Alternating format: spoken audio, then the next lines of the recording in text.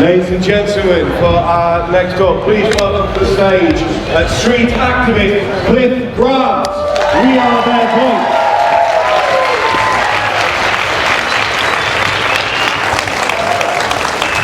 Thank you. Can you hear me okay, yeah? Okay, just before I start and introduce myself, I want to ask you all a question. Who here in this room would consider themselves to be an influencer? Put your hand up. Not too many, like 5, 6 hands. But what I want you to realize is that we are all influencers all the time. So when you go to your parents' house on a Sunday afternoon and they're making a Sunday roast and you have the cruelty-free option with your meal, you're influencing people. People are paying attention to the things that you're doing. When you go to the coffee shop on your way to work and you order a plant-based milk in your cappuccino, you're influencing the people behind you in the queue and the barista. They are paying attention to the choices you are making. And if you go on a night out with friends and you turn up rocking a cool pair of vegan leather shoes and you order the vegan pizza, you're influencing your friends all the time. We are all influencers. And that's what we're doing here today, this and tomorrow, all weekend. We are obviously here to have a good time and to eat good food and to meet friends and listen to good music and just hang out and chill. But we are also showcasing this lifestyle that we have all chosen. A lifestyle that's better for us, it's better for the planet, but most importantly, it's better for the other earthlings that we share this planet with. So I want to thank you, because this is one of the few movements that those who we are speaking for are unable to thank us. So if you are already vegan and are living compassionately, or you are pre-vegan, you're here today and you're not vegan and you've been dragged along by family and friends, good work family and friends by the way, I want to thank you for coming along, and hopefully we can influence you to be and live a more compassionate lifestyle. And most importantly, I want to thank all the activists. So should you go to Save Vigils, or should you do AV Cubes, or We the Free, or We Stand for the Animals, or you do activism on your own, I want to thank all those activists. I want to thank everybody here today personally, and I want you all to thank each other, because it's so important for us to influence people and live this lifestyle and showcase it so that more people can be vegan. So if you would, please, for me, for the next 20 seconds, a big, loud, raucous round of applause for everybody in this room and here this weekend.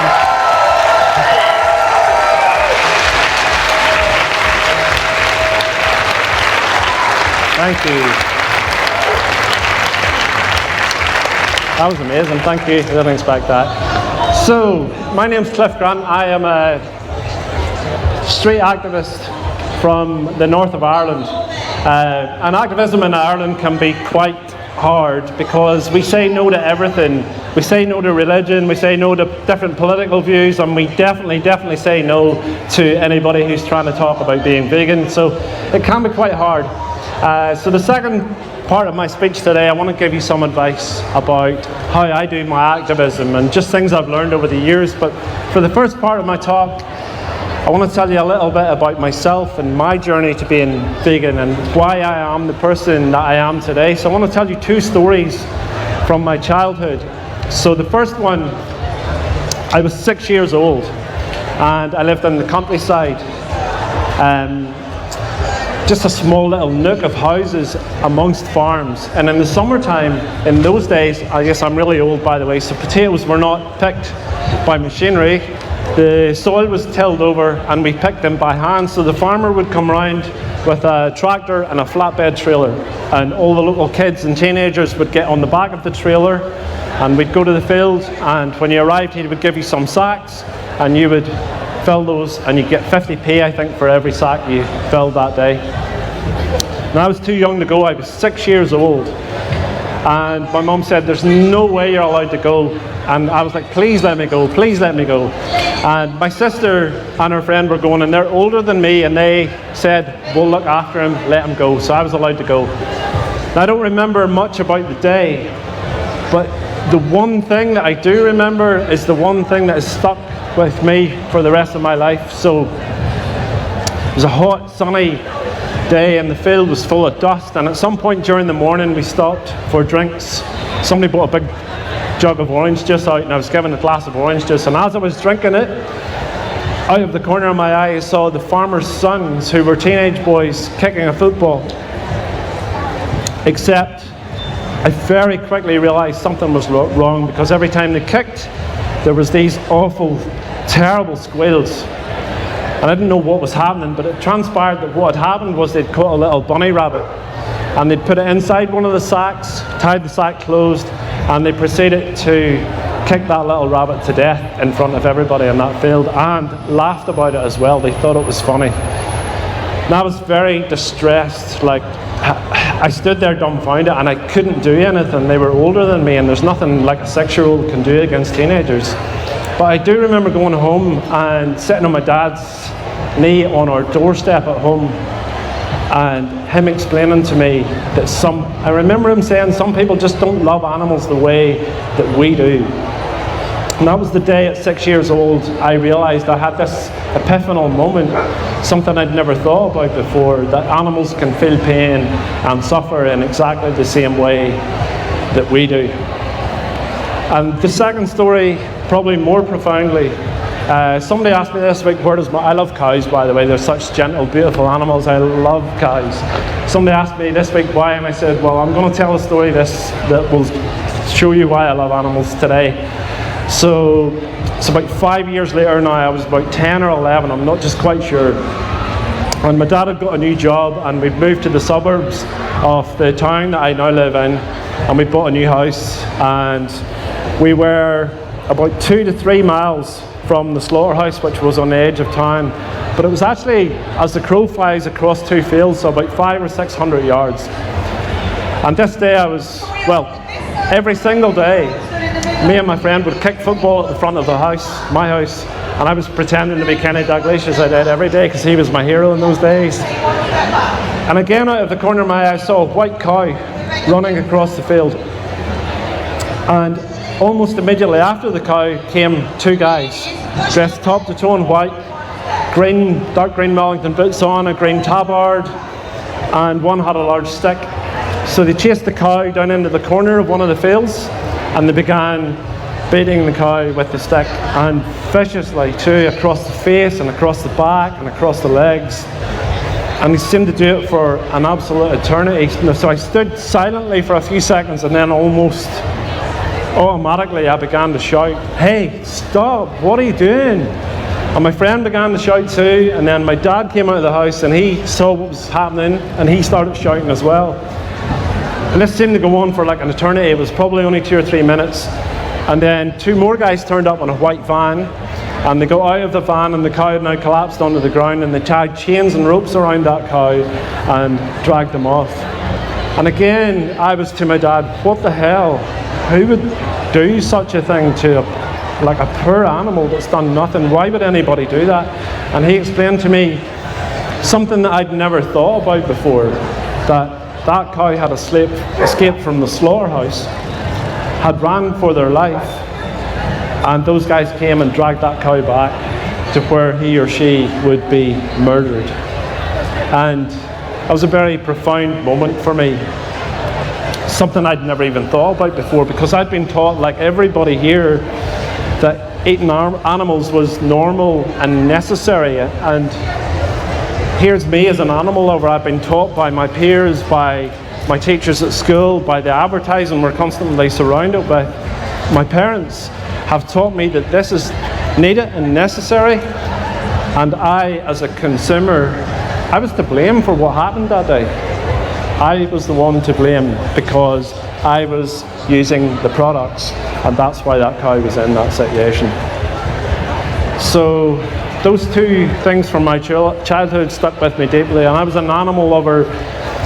As a little baby boy, I've always loved animals, and I'm sure like many of you, I surrounded myself. So the books I read, the comics books, the cartoons, the films, the TV programs I watched on TV were about animals.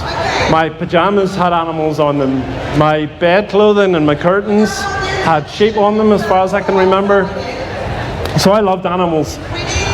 I would never purposely hurt an animal. If I hurt one accidentally, I wouldn't live it down.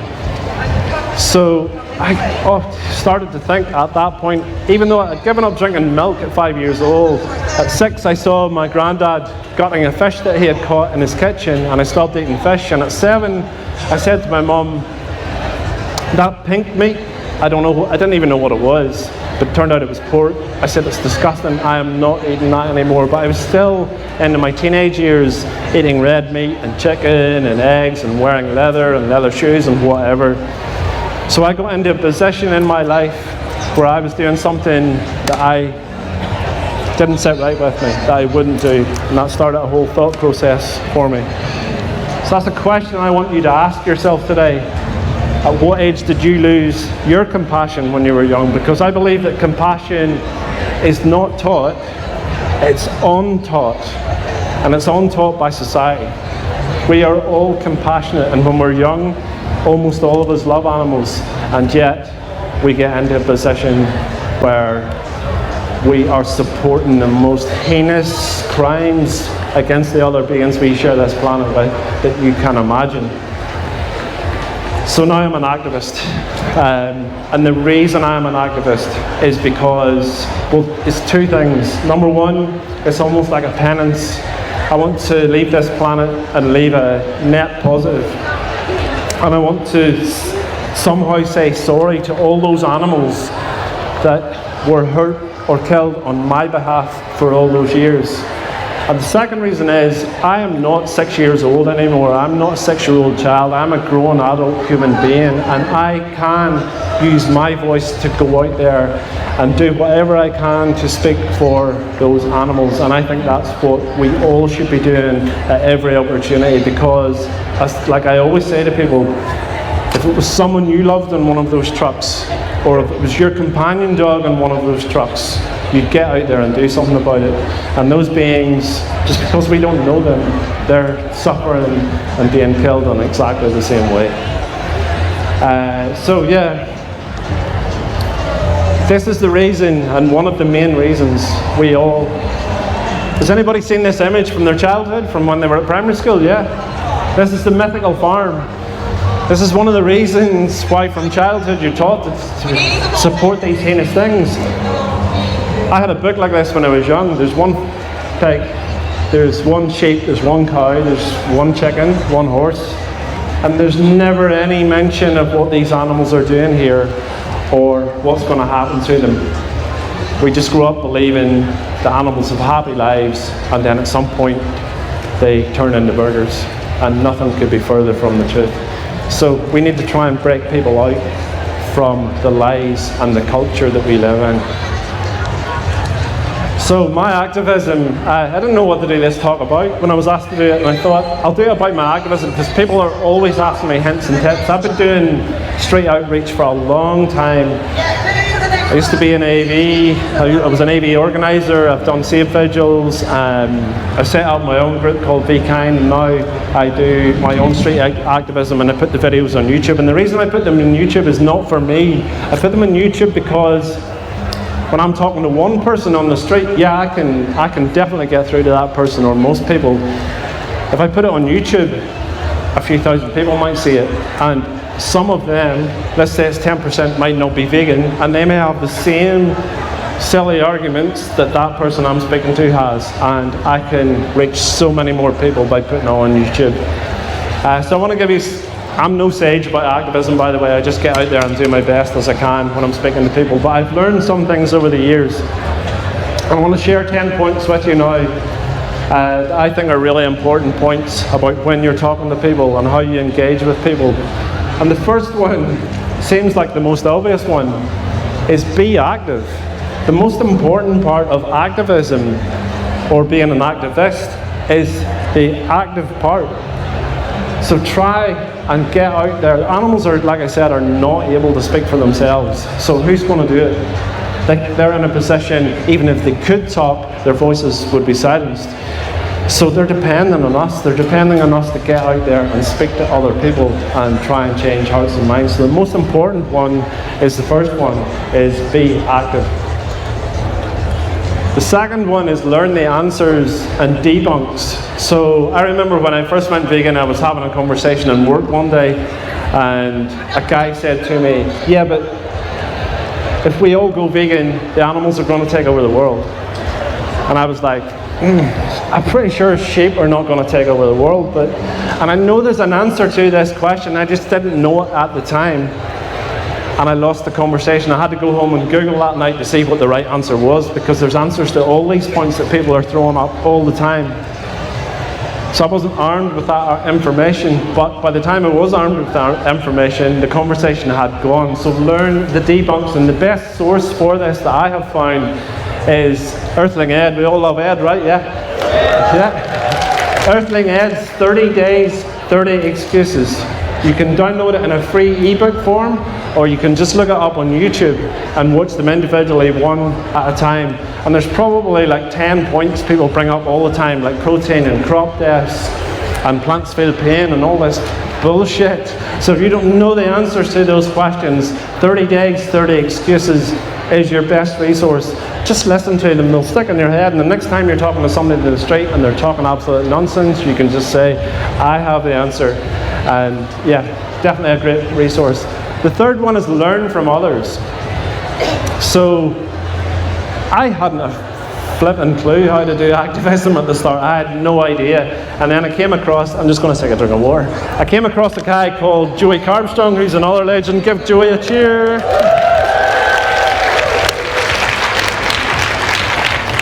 I came across Joey Armstrong, Carbstrong, Earthling Ed. There's Tash nowadays. There's so many great people speaking for animals. So many people that are so much more articulate than I am. I learned from them. And I'm not saying watch their videos and try and be a carbon copy of them. Be yourself. But if you watch these people and how they handle interactions with others, and how they handle the conversation, and how they just generally handle themselves, and debunk these people, you will learn from it. So watch these people online. I remember watching Ed way back in the day when he was doing conversations at Trafalgar Square at the fountains. Yeah, you guys have seen that? But yeah, watch as much as you can and take in as much information as you can and learn from these people. I think it's called standing on the shoulders of giants. And those people led the way, and we can all learn from them. The next one, this is probably what I would say is my most important one. You cannot stand on the street and call people murderers to their face. You can't do it. Even though sometimes I think it, I don't say it. I'm joking, by the way. So you cannot judge people. When you judge somebody and point a finger at somebody, they're going to put their guard up straight away. It's like a spear and a shield. So if you judge them, you're going to go nowhere with the conversation. So one of the first things I always say to people is, I am not here to judge you. Who would I be to judge you? Because I paid for these things too. I was in the same position that you were. I was paying for things that did not sit right with me. So why would I judge you when I did the same myself? And if you don't come across as judgmental, guaranteed the conversation will be much more positive than pointing fingers. So that would be number 4. Number 5 is important too. Meet people where they're at. So you can't meet people on the street and talk right above their heads. So when I meet somebody, inside the first minute I've kind of graded them. So I do it from a scale of 1 to 10. So down here at number 1 and number 2 are probably farmers and people who work in slaughterhouses. I'm not saying they're shitty people and they're just number 1s. Where they're at mentally with this conversation. Somebody who has a dog and loves their dog might be number 5. Somebody who's a vegetarian, who's an animal lover, would be number 7 or 8. So you need to meet people where they're at. You can't go into all this philosophical stuff that I see a lot of online these days. You can't talk about people's heads because they're just not going to get it.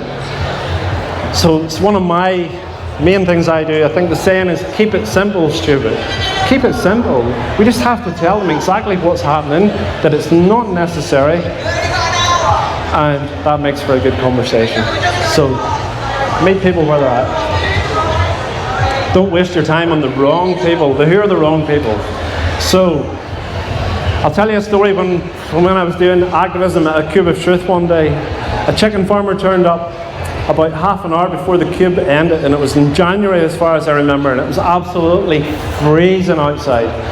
This guy turned up and he just wanted to argue with me. And we argued back and forward, and I was determined I was going to win that argument by making better points than this guy was.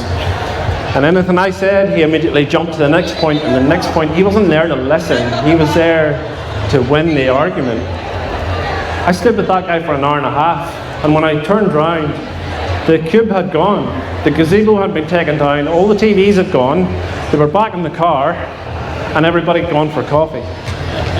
And I was freezing cold and super fucking frustrated that I spent an hour and a half speaking to this asshole when I could have had 3 or 4 really, really good conversations with people who were actually wanting to get it and people who actually understood. So my advice is, if you come across somebody who's just there for an argument, give them 2 or 3 minutes. It's a bit like, did anybody see is it Justin Tate and Joey Armstrong's interview on YouTube? Yeah. So basically Tate said right at the start, he doesn't give a fuck, pardon my language. If somebody doesn't give a fuck, I am not going to waste an hour and a half on that person because they don't care. I am going to spend an hour and a half speaking to 3 or 4 good-hearted people who genuinely feel it here and want to get it. Much more productive. Because these other people, sometimes you just got to say, dude, you're not getting it today. Maybe sometime you will agree with me, but it's not today, and I have better things to do. So don't get into that. Number 7, don't let the conversation get dragged into the weeds. Where are the weeds? We are animal rights activists, and everybody knows what whataboutism is, or whataboutery. People will bring up all sorts of stuff that is unrelated to veganism. One I hear all the time in Northern Ireland, because of where I am, is abortion is one. People will bring up lithium mines, people will bring up human rights. They will bring up anything to distract you away from the conversation. Now, those are important conversations, of course, and we all have opinions on those things. But when we do animal rights activism, should it be 2 hours a week or 2 hours a month? I'm there to speak for non-human animals, so it's perfectly fine to say, look, I know you're concerned by this, or maybe you're not, maybe you're just bringing it up to distract the conversation, but it's perfectly okay to say, look, today I am here to speak for the animals. That's why I'm here. I am not here to speak about these other subjects. I'm here to speak for the victims of animal agriculture. So don't let them drag you into the weeds. Don't let people jump from one point to another. Way back in the day, James Aspey came to Belfast, and I learned this from him just by watching him, because he was talking to a guy one day, and the guy was jumping from, you know how you're talking to somebody and they get protein though, and you've debunked that, and by the time you debunk that, they've gone on to some other point, and you try to debunk that, and they jump to the next thing and the next thing. They don't want to listen to what you're saying. And I watched James put his hand on the guy, he literally put his hand on the guy's chest and goes, hold on a second, man, let me answer your first point first, then I'll get to that. So don't let people jump around from one point to another point to another point. It's just a mess of a conversation. It doesn't go anywhere, it's not productive, and they're going to walk away thinking, yeah, I made all these points and they weren't answered. Let these people know that we know the answers to these points, debunk their point, and then move on to the next one. And if you have to say to the person, look, hold on a second, let me answer this first, that's completely fine. Ask questions. Anybody here, I'm sure a lot of you do, Socratic method, who knows what that is? Cool. Socratic method is great, from Socrates. And the basic premise is, don't preach to people. Don't go on a big, long diatribe about you should do this and go on for 5 or 10 minutes. You are much better. I think the science actually shows that you are much better to ask questions and let the person come to their own conclusion. So instead of saying, this is bad and you know it's bad, say, do you think this is okay? This is what we do to pigs. We put them in gas chambers. Can you justify that? Ask questions, let them come to their own conclusions. The Socratic method is absolutely brilliant when you're doing activism. And finally, don't focus on trying to make the person go vegan on the spot, because that will do your head in. I used to walk away from activism a day at a cube or wherever and think, I wonder did this person go vegan? I wonder did the message sink in with that person? You just can't do it. So I learned this from my good friend Sean here, who's sitting in the front row. And he said, when a person speaks to you on the street, once they move away from you and they're gone, you can do nothing about it. You can't hold on to that energy of worrying about it. You've done your best, you've had the conversation, and that's all you can do. What they do with that information after they leave you is absolutely nothing to do with you anymore. So let them go into the ether, let it go, and perhaps at some point you will find out. I want to tell you a wee story. So a prime example of this is last year I made a sign that said, I was outside McDonald's in Belfast, it's the main one, and it said on it, let me try and think exactly what it said. It said, is it really a happy meal if somebody has had their throat cut? Which is quite a controversial sign. The police actually turned up at one point because a couple of people complained. But anyway, this lady came along and I spoke to her for half an hour or more a year ago, and I never heard from her since. And last week I seen a message in my requests on Instagram, and it was her, and she said, hi, you probably don't remember me, my name's Lauren, you spoke to me a year ago outside McDonald's and you had this really crazy sign and we had a great conversation. I just want to tell you that what you said to me that day had a profound effect on me and it stuck with me, and you also need to know that I have just completed my first month being fully vegan.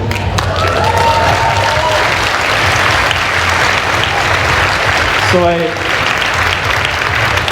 super happy with that. But the comment somebody made below was the one that stuck with me. Somebody on my YouTube or on my Instagram, and the comment was, the day that you sow the seed is not the day that you eat the fruit. And we need to see conversations like that. We are laying a trail of breadcrumbs for somebody, or planting seeds with somebody, and hopefully someday those seeds will lead to them making more compassionate choices and being vegan. So don't get caught up in trying to make somebody go vegan right now, because it very rarely happens, and oftentimes it's the first time you're having a conversation with that person. But never ever doubt the power of planting seeds with people, because that one particular story is proof that it can actually work. So that's my 10 points, and I'll just tell you quickly about my activism and what I'm doing now. How long have I got, by the way? Just 1 sec, let me check my timer. You got 3 more minutes? Okay, 3 minutes, cool, that's perfect. Okay, so I wanted a way, because when you're in the street talking to people have 5 minutes, maybe 10 minutes, maybe 20 minutes, not much longer. And I wanted to get a way to get directly to the conversation quickly, so I came up with this method. And if you think it's good, feel free to use it, because it's really working for me. So I ask people 3 or 4 questions, and this is what I do. That's me on the streets, by the way. So I just stand with a sign. This one says, can animal abuse be justified? I want to drag people into a conversation, because everybody wants to tell me that animal abuse can't be justified, but when I ask the questions, and then it's like, whoa, we're going to try and justify it now. So the 4 questions I asked are, what are your thoughts on animals? When I ask that question, people always say, I love animals. I have a dog, I have a cat, I've always loved animals. Cool, we agree. Second question, what do you think of animal abuse or people who abuse animals? People always say the same thing. It's always on the same chain of thought. They should be arrested, they should be thrown into jail, they should be strung up. Somebody said to me one day they should be castrated, which is a wee bit random, but I'll go with it. So people always say the same thing. The next question, how would you define abuse? What is abuse? They'll always say harming somebody, beating a dog, not feeding someone, stuff like this. So then I say, well, I have a definition of abuse. Can I tell it to you? You tell me if you agree with it or not. They always say yes. So my definition I use on the street is mental or physical harm to someone else when it's not necessary. And they all say yes. Okay? And then I say, fourth question. This is a tricky one. I'm not judging you, but it's a tricky question to answer. And that's the fourth question. What about the animals we take into slaughterhouses? So this person has already defined their position as an animal lover. They're against animal abuse. And now I'm going to talk to them about why are they supporting the most heinous animal abuse that you could ever imagine. If you think kicking a dog's bad, well, why is it okay to stab somebody in the throat? Why is it okay to throw pigs into gas chambers? Why is it okay to electrocute chickens? I'm going to get you to justify this now, and that's how I do my conversations. And that's just about it. Like I say, I'm no great sage about activism. I just do my very best. I go out and try to talk to people, and it seems to work for me. So yeah, that's what I do. And I just want to leave you with one last thing. This is a bit woo-woo. I'm not religious, by the way. I want to tell you a myth that stuck with me. I actually heard it from Sean Munson, who was the director of Earthlings. And he'd heard the myth from a religious guy, and he told the myth at a vigil, and it stuck with me when I heard it. It actually meant something to me. And I want to share it with you because it might mean something to you too. And the myth says that before you die and go to heaven, there is a bridge that you have to cross. And on that bridge is every animal that you ever intersected with during your life on earth. And those animals will decide on whether or not you cross. And that's me done. Thank you very much, guys.